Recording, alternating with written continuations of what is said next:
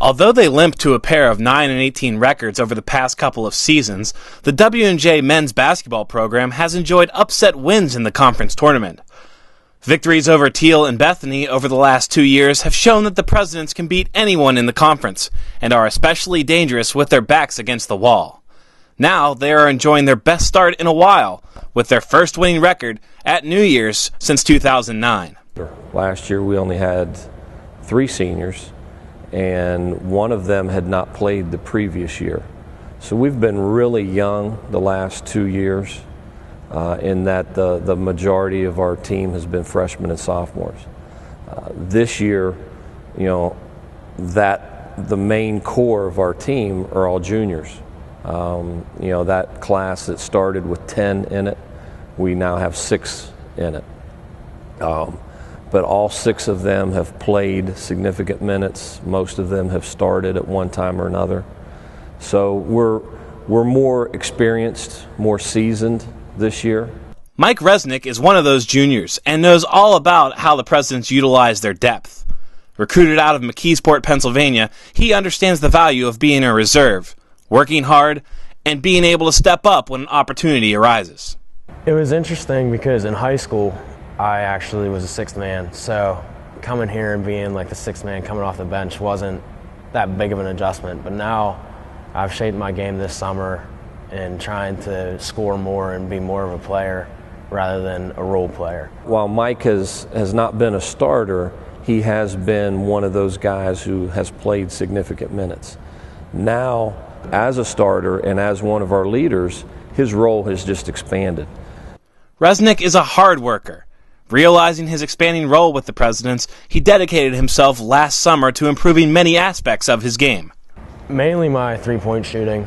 I used to be a three-point shooter, and now I'm more of a mid-range guy. We need Mike to play well every single night, and he's got to play at a high level every night. But he brings toughness day to day, day in and day out. And if you're not ready to answer his toughness, he's going to ring your bell a couple times.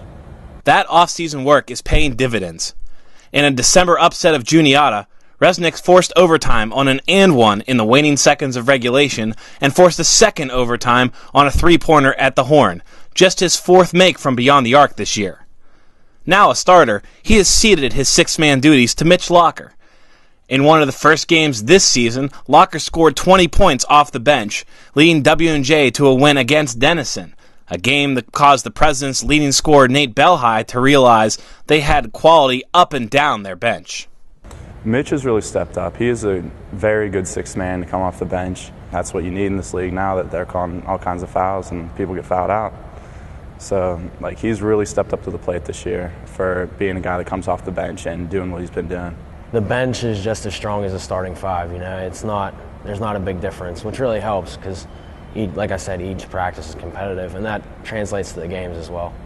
The game in and of itself brings a certain level of anxiety just because it's for real. There's going to be a winner and there's going to be a loser tonight. So one of the things that we try and do in practice is we try and challenge them. We make drills, I think, and I hope, challenging, hard. I think our pace of practice is demanding, and then I'm demanding. A lot of the guys are actually stepping up. Mitch, the first couple of games, had really big games to help us get some wins there whenever I couldn't get buckets against the Denison team. And then Mike steps up. We have a deep bench and everyone brings what they can to the table, and it's really helping our team. I think the one main thing is our age. We're really mature now.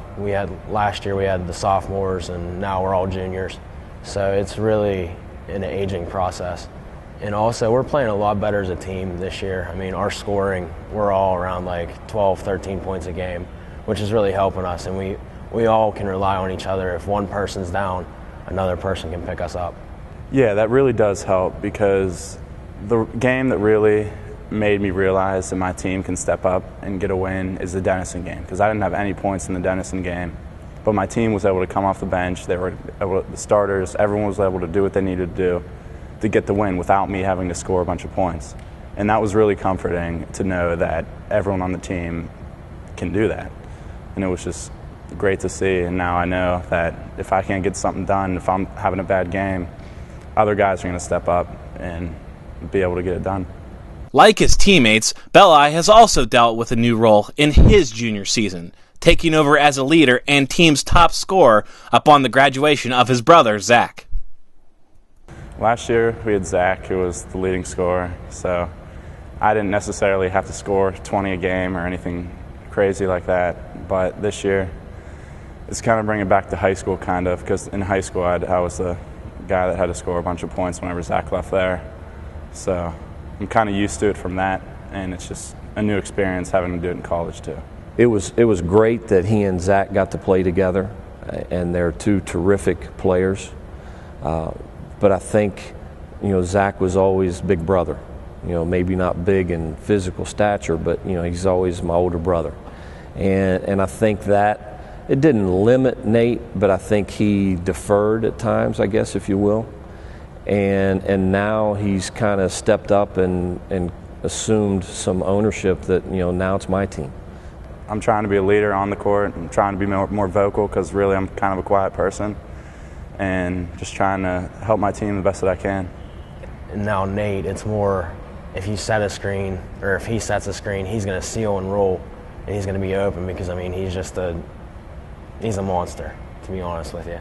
And I think that's just changed with the way we come off screens and the way we approach setting screens, because we always know there's going to be a roll man, and Nate's going to be in that paint looking for the ball. And that helps us coming off screens as well, because we're going to be open. The first time around, my team at Fort Cherry didn't have the guys on the team that I do now. Like, these guys can score, these guys can play D, these guys can do it all. And there will be people that will step up and have 20 a game, or something like Tyler Haas did against Westminster. There's not too many people that could do that at Fort Cherry, that now I have people that are coming off the bench and scoring a bunch of points rather than just starters. So there's people that can step up and play D, get stops, and do what they have to do to get the win. Depth, maturity, versatility. This is a program that was already dangerous come tournament time, but this year, W&J won't be sneaking up on anybody, and they are ready for whatever challenges await ahead of them. Last year, it was, with the 3 seniors that we had, it was a priority to, we had to win, just for those guys. And this year, with our lone senior, we're going to have that same feeling. But this year, I think we're having that feeling a lot earlier on, and we know that we can be at the top of the pack. We didn't figure it out how to play together really until the end of the year, and that's when we started playing well. And this year, everyone's used to playing with each other, so I think we'll be able to make a little run. Win or go home. When playoff basketball comes around, it's a whole different ball game. You don't want to lose, and you can't lose.